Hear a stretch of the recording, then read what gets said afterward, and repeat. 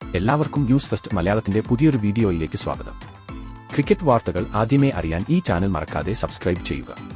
ന്യൂസിലൻഡിനെ തോൽപ്പിച്ച് India champions trophy കിരീടം സ്വന്തമാക്കിയിരിക്കുകയാണ്. 12 വർഷത്തെ ചരിത്രമാണ് ഇന്ത്യ തിരുത്തിക്കുറിച്ചത്. 2013 ശേഷം ഇതാദ്യമായാണ് ഇന്ത്യ ചാമ്പ്യൻസ് ട്രോഫി നേടുന്നത്. ധോണി എന്ന ക്യാപ്റ്റന് ശേഷം രോഹിത് ശർമ്മ ഈ അപൂർവ നേട്ടം കൈവരിച്ചിരിക്കുകയാണ്. 4 വിക്കറ്റിന്റെ മികച്ച വിജയമാണ് ഇന്ത്യ സ്വന്തമാക്കിയത്. ന്യൂസിലൻഡ് ടീം ശരിക്കും ഇന്ന് നാണം കെട്ടും. ഇന്ത്യൻ ക്യാപ്റ്റൻ രോഹിത് ശർമ്മ മികച്ച ബാറ്റിംഗാണ് ഇന്ന് പുറത്തെടുത്തത്. മാൻ ഓഫ് ദി മാച്ച് അവാർഡും താരത്തിന് ലഭിച്ചു. ഇന്നത്തെ ഇന്ത്യയുടെ വിജയം കണ്ട് പാക് ഇതിഹാസങ്ങൾ പറഞ്ഞത് ഇങ്ങനെയായിരുന്നു: വേൾഡ് ക്രിക്കറ്റിലെ നമ്പർ 1 ടീം അത് ഇന്ത്യ തന്നെയാണ്.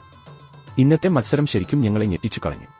എങ്ങനെയാണ് ഇന്ത്യ എല്ലാ മത്സരങ്ങളും ജയിക്കുന്നത് എന്ന് വ്യക്തമല്ല. ഞങ്ങൾക്ക് ഇത് വിശ്വസിക്കാൻ സാധിക്കുന്നില്ല. ഇന്ന് ഫൈനലിൽ ന്യൂസിലൻഡ് ജയിക്കും എന്നായിരുന്നു ക്രിക്കറ്റ് ലോകം വിധിയെഴുതിയിരുന്നത്. പക്ഷേ അതിനെ മറികടന്ന് ഇന്ത്യ മികച്ച വിജയം നേടി. ഇന്ത്യൻ ടീമിന്റെ ബൌളിംഗ് ശരിക്കും ഞങ്ങളെ അത്ഭുതപ്പെടുത്തി. ഇതുപോലത്തെ ഒരു ടീം വേൾഡ് ക്രിക്കറ്റ് ചരിത്രത്തിൽ തന്നെ ഉണ്ടായിരിക്കില്ല. രോഹിത് കോഹ്ലി ഇവരാണ് ഇന്ത്യയുടെ തുറപ്പുചീട്ട്. ഇവരെ മറികടന്ന് കപ്പ് നേടാൻ ആർക്കും തന്നെ സാധിക്കില്ല. പാകിസ്ഥാൻ ടീം ഇവരെ കണ്ടുപിടിക്കണം.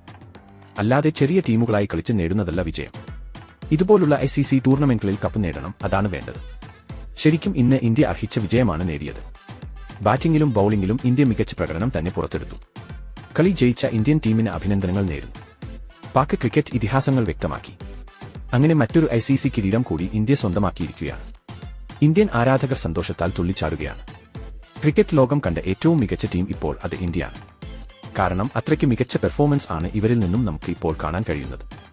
ഇന്നത്തെ മത്സരത്തിൽ ക്രെഡിറ്റ് കൊടുക്കേണ്ടത് രോഹിത്തിനും വരുൺ ചക്രവർത്തിക്കുമാണ്. ഈ 2 താരങ്ങളാണ് ഇന്ത്യക്ക് ഇന്ന് വിജയം സമ്മാനിച്ചത്. എന്തായാലും ന്യൂസിലൻഡ് ടീം വീണ്ടും നാണം കെട്ടിയിരിക്കുകയാണ്.